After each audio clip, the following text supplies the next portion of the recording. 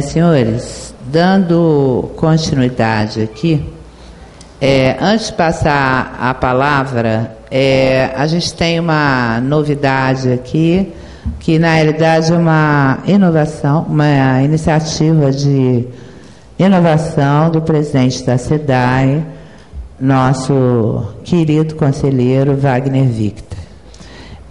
Conversando com ele essa semana, ele se disponibilizou para que a SEDAI apresente e faça um checklist para que diminua, minimize eventuais equívocos ou laudos incompletos, ou seja, o que possam cair em exigência.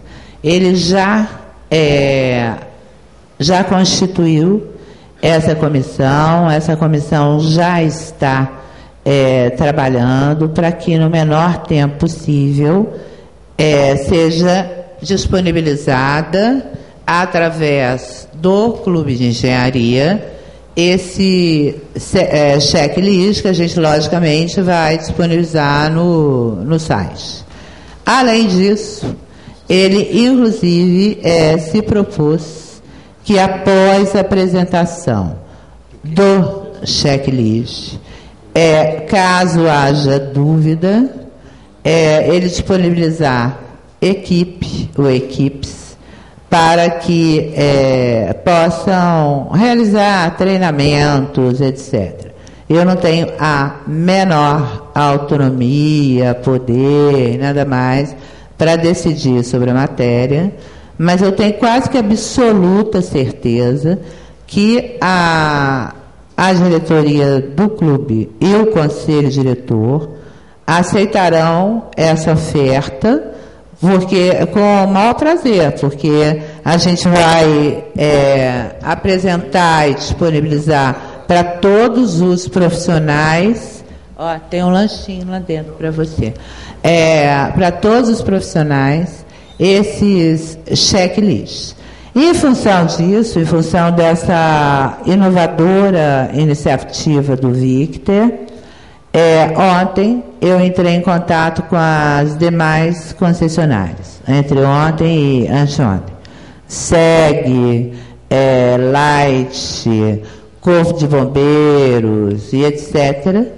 E também houve uma receptividade muito boa e eles também parece que vão realizar ou elaborar esses checklists através de seus técnicos, tá? E em função disso, a gente também, o Clube de Engenharia, isso eu tenho autonomia para dizer, tá? Ele disponibilizará esses checklists a todos, associados e não associados, porque na realidade o objetivo é fornecer o maior número de informações para todos os técnicos. Além disso, tem um outro fator que é importante, que eu acho que é importante esclarecer, que o Sidney aqui já esclareceu, e que no portal do CREA, pelo menos no meu entendimento, há um equívoco em relação à mecânica ou à dinâmica em relação aos laudos profissionais. Tanto o CREA quanto o CAL, eles podem e devem fiscalizar o exercício profissional, é a função deles. Então, se qualquer um da população for pesquisar se eu sou engenheira civil ou não, e eu estiver fazendo algum trabalho de mecânica, o CREA vai informar que eu não tenho habilitação para tal. Agora, quanto a corrigir laudos e atuar no segmento estritamente técnico, o CREA não dispõe nem de habilitação, nem de legislação que dê respaldo a isso. O Sidney já disse aqui, eu vi diversas entrevistas dele e acompanhei também diversos debates onde ele participou.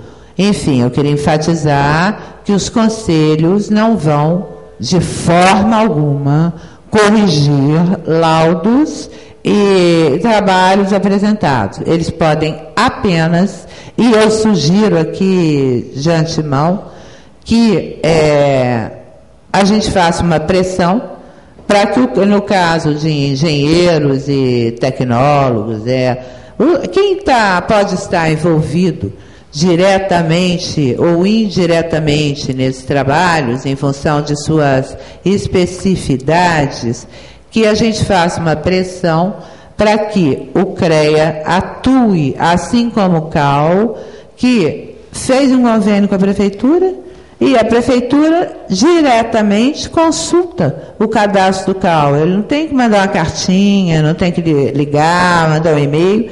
Eles têm acesso ao cadastro do CAL e lá eles checam se aquele profissional realmente está cadastrado lá, se ele pode fazer o que ele está fazendo, e etc. Então, eu acho que fica aqui a sugestão para que a gente faça uma pressão no sentido de que o CREA também faça um convênio ou alguma coisa similar para que a Prefeitura possa ter acesso diretamente ao cadastro CREA, e eu não sei a forma que isso se viabilizará, para que agilize a consulta à Prefeitura e acelere o processo. Agora, eu gostaria que houve uma certa inversão de participar, disponibilizar a palavra para tanto o arquiteto Silvio Coelho quanto para o engenheiro civil Veronese Júnior, para que eles possam apresentar o seu trabalho técnico, tá? Então, senhores, vamos lá. Obrigada.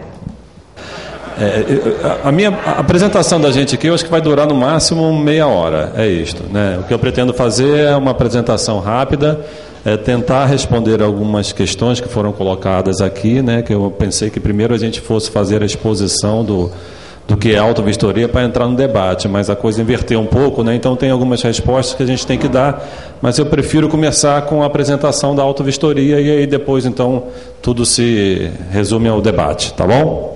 Bom, essa história de autovistoria, né, em princípio, ela começa lá na década de 90, quando caiu o Palace. Entendo que ali começou essa discussão, essa preocupação de o que fazer para fiscalizar, de que forma a gente conseguiria ter um controle maior sobre o que está sendo construído, quem é responsável. Só que também não foi muito adiante, né? As pessoas ficam penalizadas durante um tempo e depois a coisa parece que não evolui, né? Passado o calor da emoção, a coisa se estanqueia, enfim, né? E mais recentemente a gente teve 2 casos aqui no Rio de Janeiro, né? De 1 ano, 2 anos para trás. Um edifício Riqueza, né? Que foi o desabamento de Lajes, que é aquele ali próximo ao Teatro Municipal, né? Não, minto. Esse Riqueza decorrente de vazamento de gás. Esse é na Praça Tiradentes, foi aquela explosão do filé carioca. Né? E o outro mais recente, o edifício Liberdade, né? Que foi aquele desabamento causado por obras irregulares, né? Que levou em consequência 2 prédios caíram, né? A obra sem acompanhamento de profissional responsável, enfim. O que a gente observa nesses anos, né? E aí em cooperação com o pessoal da gerência de vistoria estrutural, é que as principais ocorrências estão relacionadas a sistema elétrico inadequado, obras sem orientação técnica, intervenções inadequadas na estrutura, infiltrações, instalações irregulares, desplacamento de revestimento. Esse aí é um quadro do engenheiro Antero Paraíba e da arquiteta Adriana Rocha. Eu pedi permissão para eles incluir na apresentação. Eu achei esse quadro bem representativo, né, de como as pessoas têm pouco cuidado com a manutenção e de quanto isso é responsável pela maioria desses desastres que a gente vê. Essa vermelhinha é falta de manutenção ou manutenção adequada ou ineficiente. A amarelinha, má utilização. E a roxa, execução de obras sem responsabilidade técnica. Elas são responsáveis, basicamente, por 70% dos acidentes. Olha só, 2/3 poderiam ser evitados se você tivesse o cuidado, né, de manter ou de ter lá um profissional qualificado. 2/3 do que acontece, isso pesquisa de 95 acidentes, de 90 até abril de 2004. Quer dizer, provavelmente isso até deve ser maior hoje em dia, se incluirmos, por exemplo, esses 2 últimos que acabamos de ver aqui, né? Esse aí é o total de edificações de um levantamento de 2009, se não me engano, do censo do IBGE. Estimava-se no Rio de Janeiro a existência de 875 mil edificações, das quais 270 mil estariam sujeitas à aplicação da lei da autovistoria. Quando a gente olha para esse número, a gente percebe que existe uma impossibilidade quase que total, da prefeitura de assumir, nem que fosse assim, só uma pretensão para ela, o serviço de executar, conservar e fiscalizar todos esses imóveis. A gente percebe mais ainda. Além disso, quer dizer, desse número ser absurdo, como é que a gente faria então? De que forma a gente visualizou que poderia ser feita essa fiscalização, enfim? Bom, o que a gente imaginou foi desta forma, que a prefeitura falou, autovistoria. E o que ficou entendido como isso, Essa vistoria, ela, na verdade, já era uma obrigação, não a vistoria, mas a manutenção já é uma obrigação prevista no Código Civil. Ela já era de responsabilidade do responsável pelo imóvel. Isso não foi inventado com a autovistoria, assim como também não foi inventado que, para fazer obra, você precisa de um profissional adequado, qualificado. O que a gente pretende... O que a gente pretende nessa lei é responsabilidades bem definidas, Quem faz o quê? De uma forma geral, as pessoas não têm esse compromisso com a manutenção e a conservação. A gente conserva e mantém quando quer, quando pode, quando acha necessário. A gente não tem uma periodicidade. Quando isso acontece com o que é nosso, tudo bem. Mas quando isso envolve outras pessoas, e principalmente quando isso envolve vidas de outras pessoas, aí eu entendo que já é uma outra questão. E eu acho que o poder público também entendeu desta forma. E por isso, então, nesta tentativa, definiu quem faz o quê e em qual tempo. A mudança introduzida pela autovistoria foi botar tempo para que você faça essa manutenção e definir que, olha só, essa manutenção não vai mais ser feita pelo amigo do pedreiro ou pelo amigo do porteiro. Não é mais, olha, estou passando aqui, estou vendo o senhor conhece lá um marceneiro para fazer aquilo lá? Não é assim. Tem que ter um profissional qualificado, até porque ele tem que identificar se aquilo ali é só um remendo ou se é um problema estrutural. E só quem pode fazer isto é um engenheiro ou um arquiteto. Eles são os profissionais qualificados para isso. Por isso a prefeitura fez isso aí. Quer dizer, uma das questões foi essa, você definir os papéis e também colocar tempo. Prefeitura atuando como integradora entre partes envolvidas, vamos reforçar a noção de que a fiscalização não é ação preponderante no processo. É necessário fiscalizar, claro que não existe lei sem fiscalização e cobrança.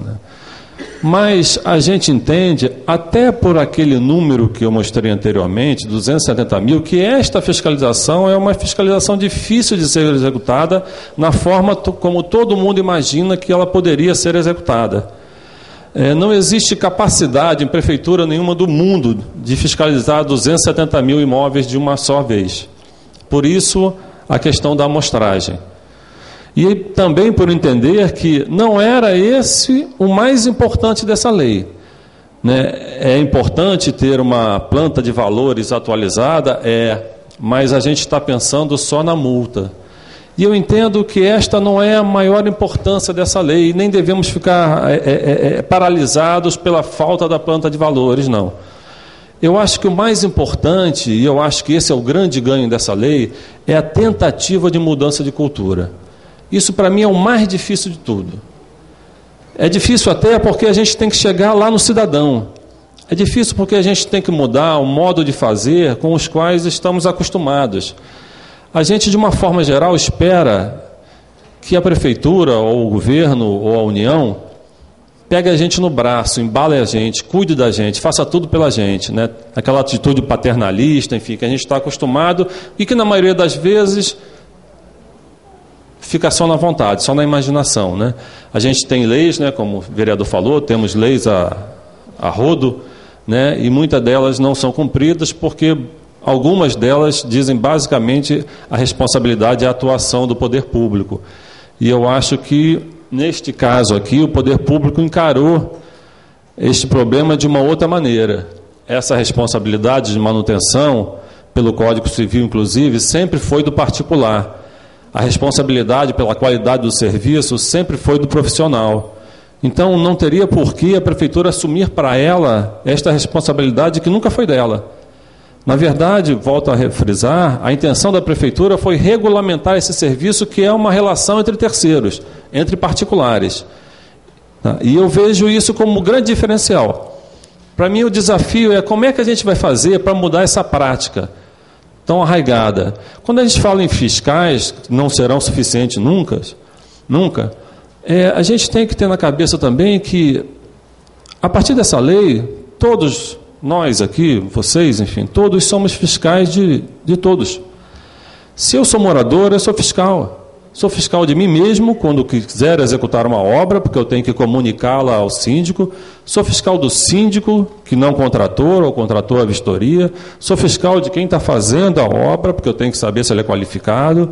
O síndico é fiscal de mim, porque quando eu faço a obra, ele tem que me perguntar se eu tenho licença, se eu tenho profissional. O profissional fiscaliza o profissional, todos nós. E isso é uma mudança de prática, que eu acho, reforço aqui, o mais difícil de a gente conseguir realizar nessa lei. Conversando na entrada com uma engenheira eletricista, ela me colocou uma expressão que é tornar esta lei viva. Essa lei, imagino eu, ela vai conseguir viver com mais vivacidade se todos entendermos que isso é uma mudança de todos.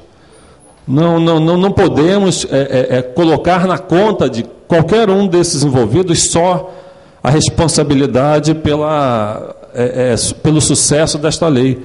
Ele é um trabalho que tem que ser feito por todos, e todos nós temos que mudarmos. Bom, já dito anteriormente aqui, valorização dos imóveis, né? O que a gente espera? A gente espera que no futuro esse cadastro ele se transforme até numa consulta. Uma consulta tipo, bom, eu vou alugar um imóvel no centro da cidade, né? Tem aqui a Rio Branco, que é a rua que eu quero me instalar. Deixa eu entrar aqui no site da prefeitura e ver se eu tenho duas possibilidades de alugar uma sala. Deixa eu ver aqui quem é que tem um comunicado de adequação. A gente entende que isso